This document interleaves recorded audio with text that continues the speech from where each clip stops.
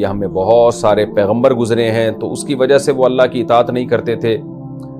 نبی صلی اللہ علیہ وسلم پر ایمان نہیں لاتے تھے، تو اللہ نے اس رکوع کے شروع میں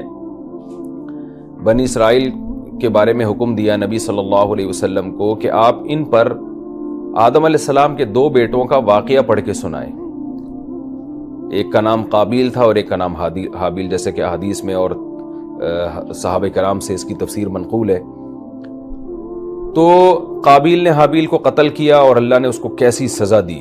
قابیل کو خسارے والوں میں سے ہو گیا، ندامت کرنے والوں میں سے ہو گیا۔ تو اس میں یہ سبق دیا جا رہا ہے کہ جب پیغمبر کا بیٹا جرم کر کے سزا سے نہیں بچ سکتا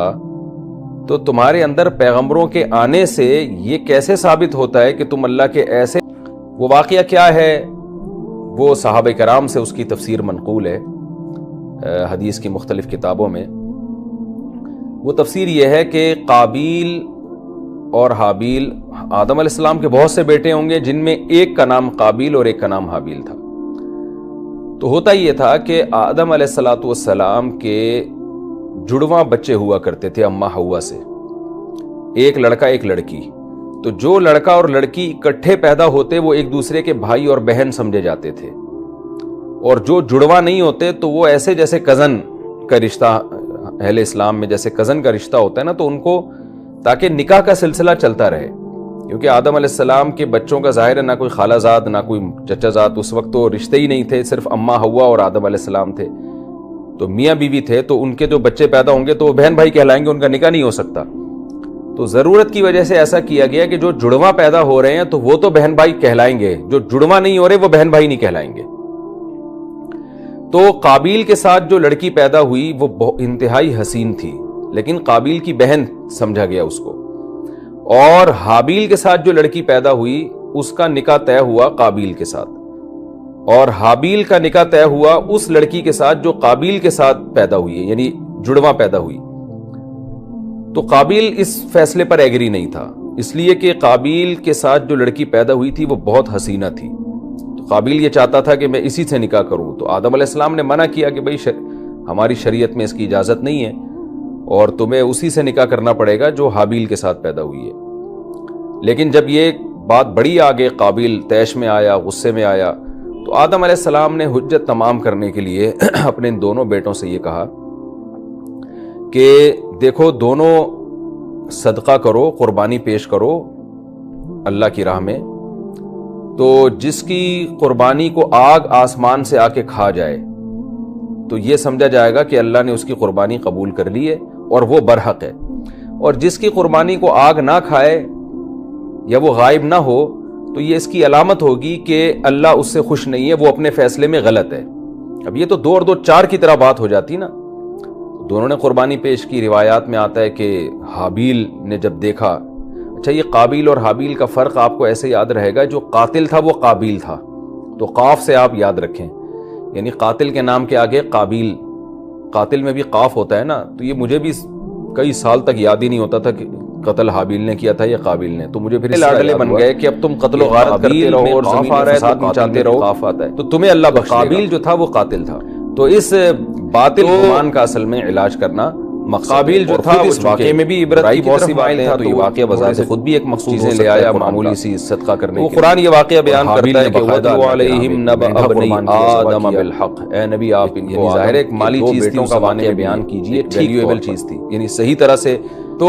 آسمان سے آگ آئی ہے اور وہ واقعہ کیا ہے، قربانی قبول ہو گئی، قابیل وہ صحابہ کرام سے اس کی تفسیر اس سے بجائے اس کے کہ قابیل کو توبہ کی توفیق کتابوں میں وہ جیلسی اور حسد کا شکار۔ وہ تفسیر یہ ہے کہ قابیل ایک قسم کی بے عزتی تھی اور حابیل تمہاری قربانی۔ آدم علیہ السلام کے بہت سے بیٹے ہوں، بجائے اس کے کہ توبہ کرتا، اللہ سے معافی مانگتا، اللہ تو بڑے غفور و رحیم ہے، معاف کر دیتے۔ ہوتا یہ تھا کہ قربانی بھی آدم علیہ السلام کے، لیکن ایسے موقع پہ جڑواں بچے ہوا کرتے تھے، بجائے تواضع پیدا ہونے کے توبہ ایک لڑکا ایک لڑکی، وہی کام ہوا جو شیطان، جو لڑکا اور لڑکی اکٹھے پیدا ہوتے وہ ایک دوسرے کے بھائی اور بہن۔ اللہ نے آدم علیہ السلام شیطان کو کہا کہ میرے دربار سے نکل جا، تو بجائے شیطان توبہ کرنے کے اور اکڑ رشتہ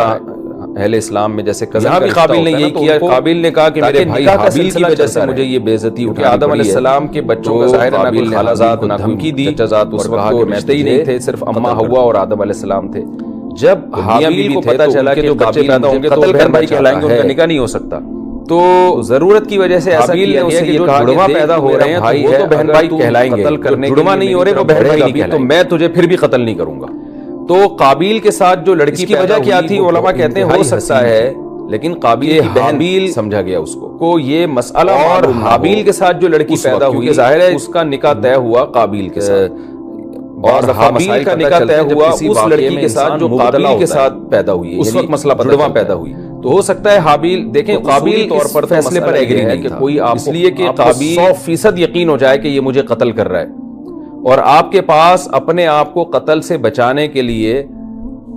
اس کے قتل کے علاوہ کوئی راستہ ہی نہ ہو، تو پھر شریعت میں جائز ہے کہ آپ سامنے والے کو بھی قتل کر سکتے ہیں، بشرطے کہ 100% یقین ہو کہ یہ مجھے قتل کرنا چاہتا ہے، اور میرے لیے خود کو قتل ہونے سے بچانے کے لیے سامنے والے کے قتل کے علاوہ کوئی آپشن میرے پاس ہے ہی نہیں، تو ایسی صورت میں جائز ہے۔ تو عین ممکن ہے کہ حابیل اس مسئلے پر پوری طرح مطلع نہ ہوا اس وقت، اور وہ یہ سمجھ رہا ہو کہ بھائی جیسے قابیل مجھے قتل کرے گا، میرا بھائی ہے تو گنہگار ہوگا، تو ایسا نہ ہو کہ میں بھی اسے قتل کر کے گنہگار ہو جاؤں، یا وہ یہ سمجھتا ہو کہ میرے لیے بھائی کو قتل نہ کرنا بہرحال ثواب کی بات ہے، تو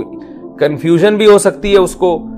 اور یہ بھی مسئلہ ہو سکتا ہے کہ اس کو مسئلے کا پوری طرح علم نہ ہو۔ تو بہرحال حابیل نے یہ ارادہ کیا کہ بھائی میں اپنے ہاتھ کو اپنے بھائی کے خون سے ملوث کسی صورت میں بھی نہیں کروں گا، اور میں اس کی طرف ہاتھ نہیں بڑھاؤں گا، تاکہ کیا ہو کہ کل قیامت کے دن میں اللہ سے کہہ سکوں کہ اللہ میں اپنے محرم رشتے اور اپنے بھائی کے رشتے کا میں نے خیال کیا، انسانیت کے رشتے کا میں نے خیال کیا۔ تو یہ اس کا ایک جذبہ تھا۔ باقی شرعی مسئلہ کیا ہے وہ پھر میں آخر میں انشاءاللہ بیان کروں گا، کس صورت میں قتل جائز ہے، کس صورت میں افضل ہے کہ سامنے والے کو قتل کرنے کی کوشش کی جائے، کس صورت میں افضل یہ ہے کہ قتل نہ کرنے کی کوشش کی جائے۔ وہ شرعی مسئلہ کیا ہے وہ میں انشاءاللہ بعد میں بیان کرتا ہوں۔ تو اللہ فرماتے ہیں وَاتْلُ عَلَيْهِمْ نَبَأَ ابْنَيْ آدَمَ بِالْحَقِّ، اے نبی آپ آدم کے دونوں بیٹوں کی خبر ان کو بیان کریں ٹھیک طور پر۔ اِذْ قَرَّبَا قُرْبَانًا، جب دونوں نے ایک قربانی پیش کی، فَتُقُبِّلَ مِنْ أَحَدِهِمَا، دونوں میں سے ایک کی قربانی، قربانی سے میری مراد، یعنی قربانی سے قرآن کی مراد صرف جانور ذبح کرنا نہیں ہے، یعنی ہر وہ چیز جس سے اللہ کا قرب حاصل کیا جائے، تو صدقے کو بھی اس لحاظ سے قربانی کہا جاتا ہے کہ وہ بھی اللہ کے قرب کا ذریعہ ہے۔ دونوں نے صدقہ پیش کیا، فَتُقُبِّلَ مِنْ أَحَدِهِمَا، ایک کا قبول کر لیا گیا یعنی حابیل کا، وَلَمْ يُتَقَبَّلْ مِنَ الْآخَرِ، دوسرے کا یعنی قابیل کا قبول نہیں کیا گیا۔ قَالَ، تو قابیل نے کیا کہا، تیش میں آ کے حسد کا شکار ہو کے، لَأَقْتُلَنَّكَ، میں ضرور تجھے قتل کروں گا۔ یہ قسم کے معنی دیتا ہے، یعنی نون جب تاکید کے ساتھ ہو اور شروع میں لام بھی لگ جائے تو اس میں قسم کا معنی کہ اللہ کی قسم میں تجھے قتل کروں گا۔ قال، تو حابیل عذر پیش کرتا ہے کہ بھئی تو اس بیس پہ مجھے قتل کرنے کا ارادہ کر رہا ہے کہ تیری قربانی قبول نہیں ہوئی ہے، تو یہ تیری بیس اس لیے غلط ہے کہ تیری قربانی میری وجہ سے قبول نہیں ہوئی ہے، بلکہ اللہ کا قاعدہ کیا ہے، انما یتقبل اللہ من المتقین، اللہ قبول کرتا ہے پرہیزگار لوگوں کی طرف سے۔ تو جو اللہ سے ڈرتا ہے اس کی قربانی قبول ہوگی، جو نہیں ڈرتا اس کی قربانی قبول نہیں ہوگی۔ یہاں آپ کو اشکال ہو سکتا ہے کہ یہ تو حابیل دعویٰ کر رہا ہے کہ میں نیک آدمی ہوں اس لیے میری قربانی قبول ہوئی ہے، تو دیکھیں خوب اچھی طرح مسئلے کو سمجھیں کہ میں پہلے ایک مثال دیتا ہوں، اس سے بات انشاءاللہ سمجھ میں آئے گی۔ ایک آدمی جو پرہیزگار نہیں ہے، گناہ گار ہے، لیکن وہ اخلاص سے صدقہ کرتا ہے اللہ کے لیے، تو اس کا صدقہ بھی قبول ہوگا۔ اب سوال پیدا ہوتا ہے، یہاں تو قرآن کہہ رہا ہے کہ پرہیزگار لوگوں کی طرف سے اللہ قبول کرتا ہے ان کے عمل کو، برے لوگوں کے عمل کو اللہ قبول ہی نہیں کرتا۔ تو ہم تو، جبکہ مسئلہ یہ ہے کہ برا آدمی بھی اگر اچھی نیت سے عمل کرے گا تو اس کا عمل بہرحال قبول ہوگا۔ ایک آدمی شرابی ہے، برائی کرتا ہے، گناہوں میں ملوث ہے، لیکن وہ اگر کوئی صدقہ خیرات کرتا ہے یا کوئی نیک کام کرتا ہے تو اس نیک کام میں وہ مخلص ہو تو بہرحال اس کی وہ نیکی قبول ہوگی۔ تو اس لیے علماء ایسی آیات کا مفہوم یہ بیان کرتے ہیں کہ متقین کا مطلب یہاں پر یہ ہوتا ہے کہ جو عمل آپ کر رہے ہیں نا اللہ کے لیے، اس عمل میں اگر آپ اس وقت متقی ہوں گے تو وہ عمل قبول ہوگا۔ اس وقت اگر آپ اس عمل میں مخلص نہیں ہیں، متقی نہیں ہیں، تو پھر وہ عمل آپ کا قبول نہیں ہوگا، خواہ ویسے آپ نیک کیوں نہ ہو۔ تو یہاں بھی قابیل یہ بتانا چاہ رہا ہے کہ اللہ اس شخص کے عمل کو قبول کرتے ہیں جو متقی فی ذالک العمل ہو، یعنی اس عمل میں وہ اس کی نیت ٹھیک ہو۔ تو میں نے جو اللہ کے لیے قربانی پیش کی ہے، اس قربانی میں میری نیت ٹھیک تھی اور تیری نیت ٹھیک نہیں تھی،